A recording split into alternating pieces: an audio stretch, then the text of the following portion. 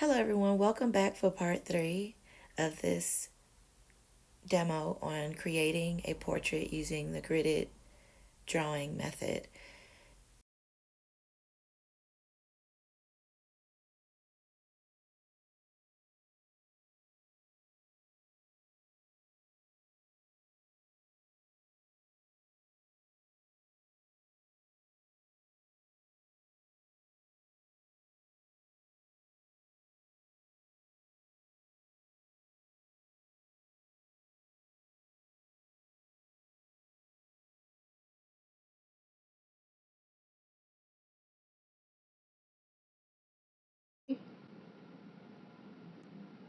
So what we have here is a value chart.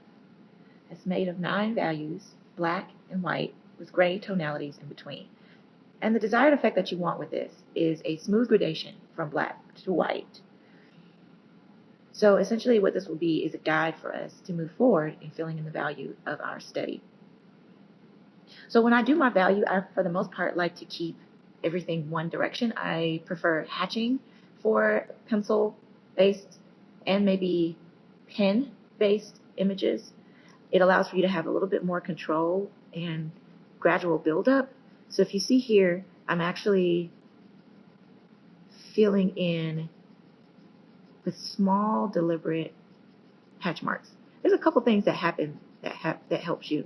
What happens is you are naturally starting to blend with the previous marks that you've been making in doing this, so you're keeping consistency in that way.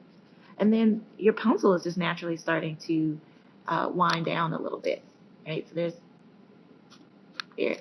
It wasn't as sharp as we started out, and this becomes its own potential tool in making special kind of marks or unique marks within your drawing. So I've got black, but this isn't the darkest value that I can get with this. This is a 2HB. So my goal is to get this as dark as possible. But the best way to approach filling in a value chart is to actually start with black first and move forward from there. Because once you put down, and that's how hatching works, once you put down your mark, it's usually pretty difficult to get it back off. If you use an eraser, that will require so much more blending in order to get the same kind of looks that you had before. So from here, we can see that these are two very distinct value ranges. But there may be one or two in between here that we can push. But I'm actually going to work back into this black. Again, the goal is to get the darkest shade possible with your materials and to keep it as consistent as possible. So I try to actually hide the hatch marks in most cases. So the more you can do that, the better, but sometimes that takes time to do as well. So just practice doing this every once in a while to get a really good grip on utilizing your hand and pressure, the pressure proper amount needed in order to make a mark without leaving so much of an indentation on the paper and allow for your hatches to appear to be as consistent as possible. So that's a pretty nice dark value. I'm going to work back into this section. So this is where the real finesse happens. So again, there's some wonderful things happening to the tip of the pencil that is allowing for me to not have as fine as a mark or hatch mark for this. And yeah, a lot of this takes a little bit of practice and patience. And I can actually feel my arm tensing up a little bit. So when that happens, I try to take a break and then come back, because sometimes when that happens, your arm will kind of force your hand to make a mark that you hadn't intended because it's just getting tired. And that's the other reason why I'm encouraging you to really just take your time practicing this. Because the more you practice, the more confidence you build with it, and the more potential you see in the materials. So I'm going to go back to this area. I know it's pretty dark now, and this is a 2B, 2HB, so there's only but so rich this tonality of black will get. But I'm just using it as an opportunity to work back into some areas, and it's okay if your marks go off a little bit. Again, none of the shapes that we'll be working with have as clean of edges as these squares do. So just be patient with yourself on that. But it is helpful to be able to control or practice that control within these sections. So now I'm still seeing a big leap in between these two tonalities, between black and this gray. I want to work into it just a little bit more. And another good way to do that is to squint your eyes. To squint your eyes while you're looking at this, even while you're developing it. Even taking a break and looking away at something else, then checking out the tonalities will be very helpful. So now I'm going to approach this. So, one thing to keep in mind is, so I'm getting a little excited. I'm having, pull back a little bit. Again, with the next block, you want to be as light as possible because we still have to build up to white. So I can feel myself wanting to drag my pencil or my hand across these marks that I'm making. And one good way to do that is, or to prevent that, is to actually take a piece of paper and mark or place your hand on top of the paper as you're doing this. Something similar to this. Right? If I had more territory to be able to rest my hand, I would definitely utilize that right now. Maybe while I'm drawing, you might see it. You might see me using it. So there is some differentiation. This still feels like a really big leap. So I do have some time to build up. Yeah, so they all seem to each be a unique value, but there's still a big leap here. So I can come back into this. And I can even work back into this some more. Because, yeah, let's just see how dark this will get.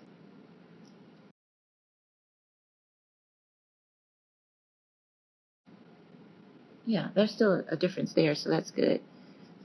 You don't want them to get too similar too early.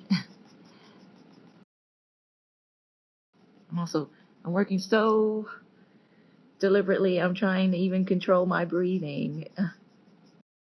You may not think that it's making a difference, but it is. Even if you're going over it and you're not seeing it immediately. So I'm going to start on this next one. I'm not rushing this. This is me wanting to spread out the density of the marks so they appear to be a little bit further apart. So I may not want to touch this one anymore. So from here on out, I'm just going to work from this square.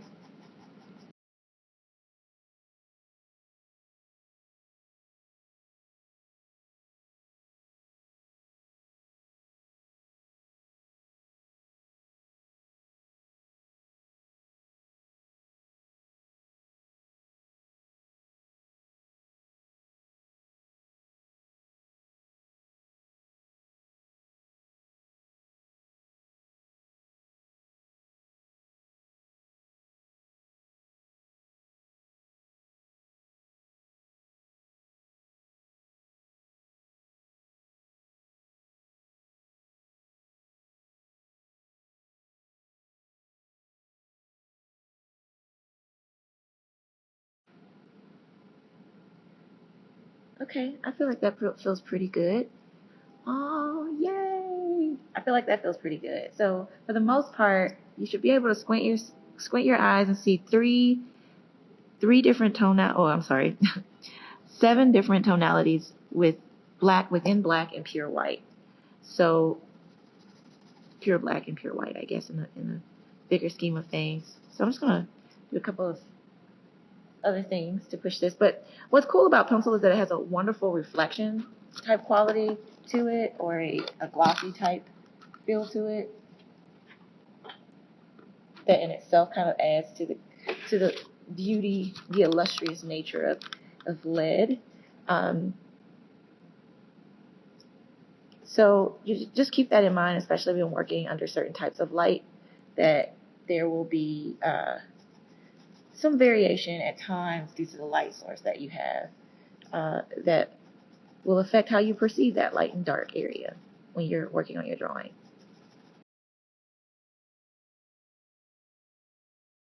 So I like to label this after I'm done with it. I like to take and label the image or the value scale. So that way I'm able to create a guide.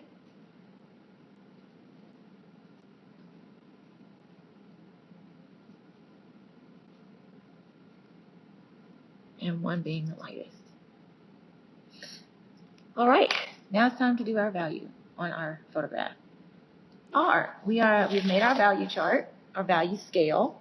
And one thing that happened is I had to clean up this value scale because I actually smeared it a little bit. And one thing that I realized in doing that, and as a reminder to you, is to just keep in mind that lead doesn't cling to the surface the same way other materials do. It can sit very beautifully on top of it, charcoal more so than lead.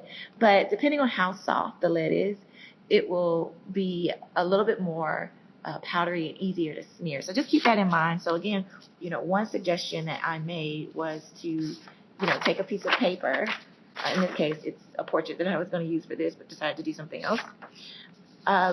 And place your hand down when you're working on top of the paper. So this will be in between the drawing and your hand, and you're just working so that way you're not smearing whatever you're doing on top of it.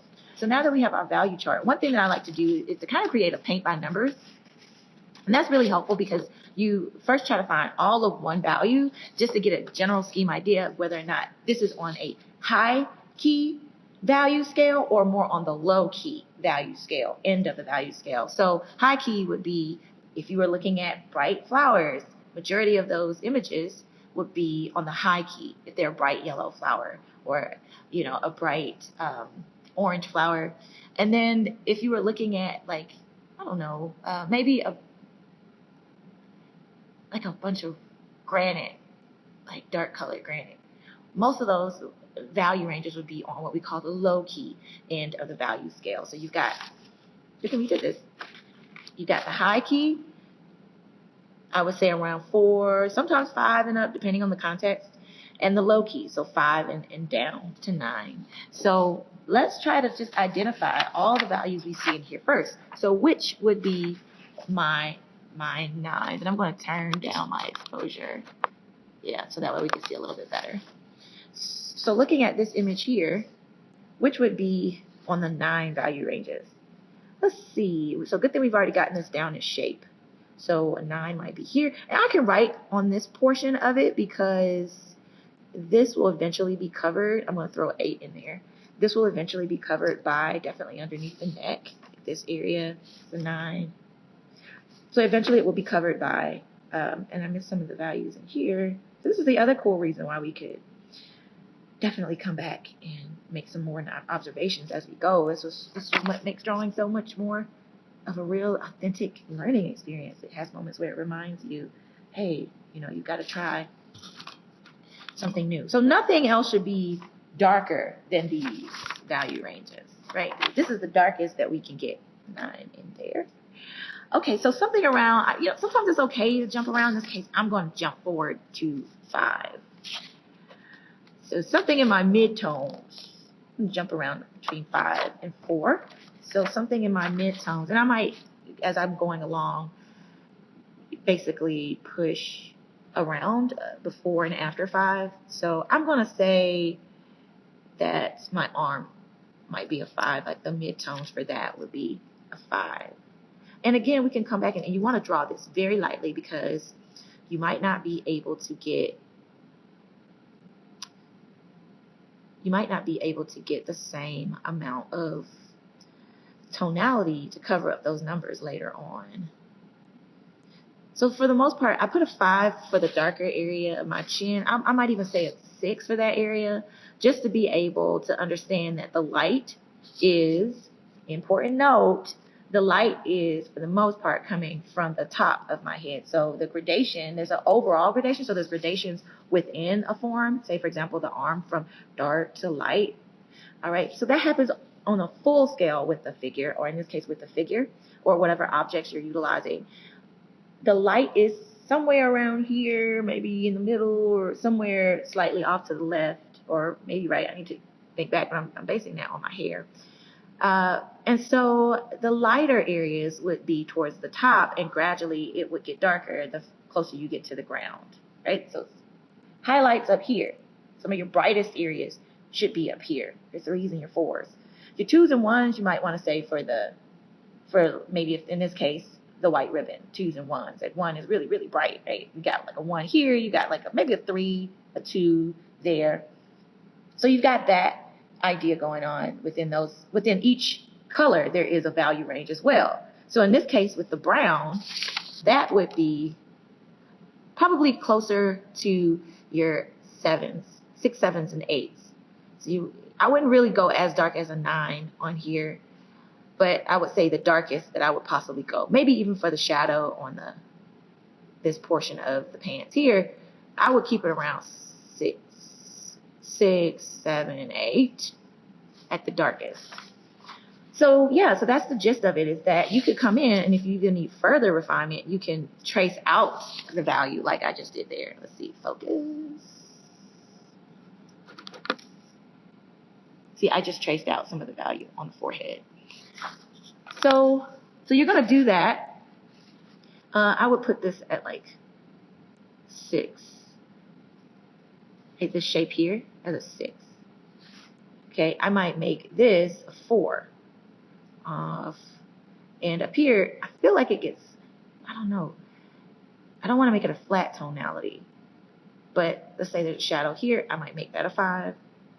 Right, and then I might make this 7. Because this here is way darker than this. It's under, it's under my arm. So yeah, so now going back to that idea of what's going on at the base. So it's dark here and it gets light. So I am just going to do this kind of gradation here. So I would say 8, 7, 6. 4, I might make this a 5 at the darkest. Okay, so there's some changes here I'm seeing. And then there's this line here. So, and then it gets dark on that one side. So that would be like an 8, 7, 6. I might play around with making that a 5, and we can always come back and change it later. And remember, just to keep in mind, I'm going to make this a 4. So I'm going to keep this a 4. I'm going to keep the overall shade and tonality of the actual cloth being worn as a 4. I feel like it gets a little darker right there, so I'm just going to throw 5 in there just as a reminder. And I could go in and do the same thing with the face. Now the brighter areas, I wouldn't want to draw too dark, so that's a 2. I can see it's a 2. You might not be able to see it's a 2. I would make this a 1 and just not put anything in it, right? So this would be a 2. I'm going to make this a 3, right? Because the idea is that, let's see, 4 for that. Wait, so I mixed it up. I messed up. You don't mess up in art. You make new discoveries. I'm gonna bring this up to, because this is like the darker side of my face, I'm gonna bring that up to about a 7. So that will be a 7. So this will be maybe a 5. So this will be, seeing tonalities of differentiation. That's 4, 5. So 4. So once you've done that, you can see the numbers are here. Do that as much as possible. Once you've done that, you are ready to start filling in your values. So I'm going to start with my darker tones first. I'm going to start with the 9s first. So when I'm starting, I don't necessarily want to start out pressing very hard.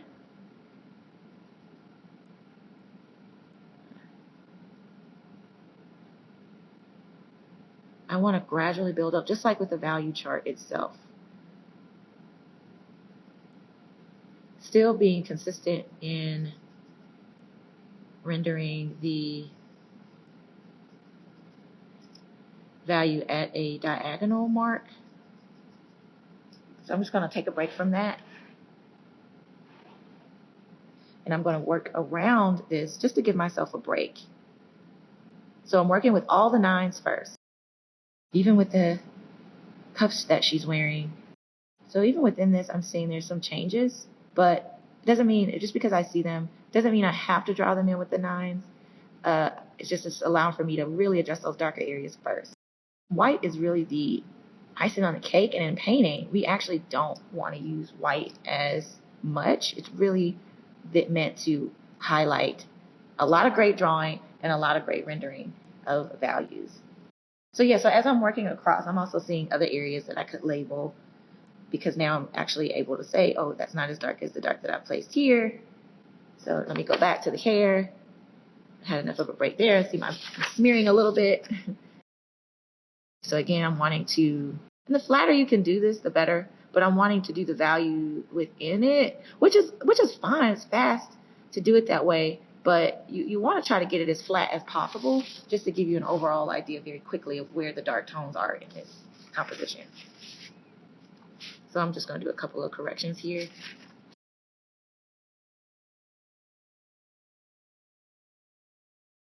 So this is where I'm now a little bit more responsible for making sure that drawing is pretty close to what I'm seeing in these grids, these smaller grids that I'm seeing and making here.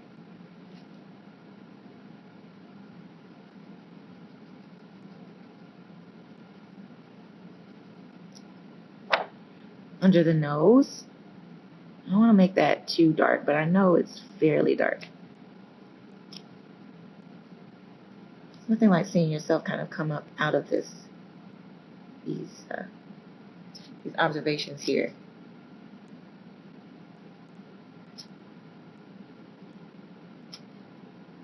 Under the finger, and the hair here. Make sure I really have this right. 7, 9.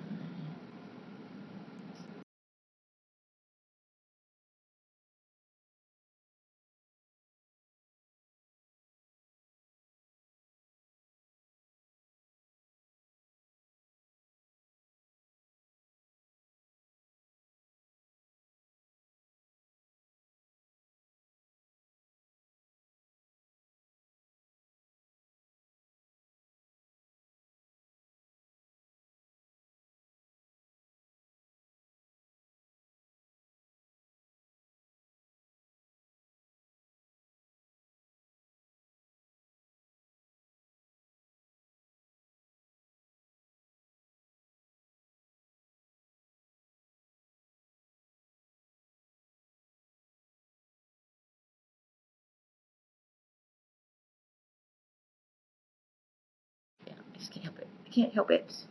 All right, I'm going to work on that. Yay! We are doing it.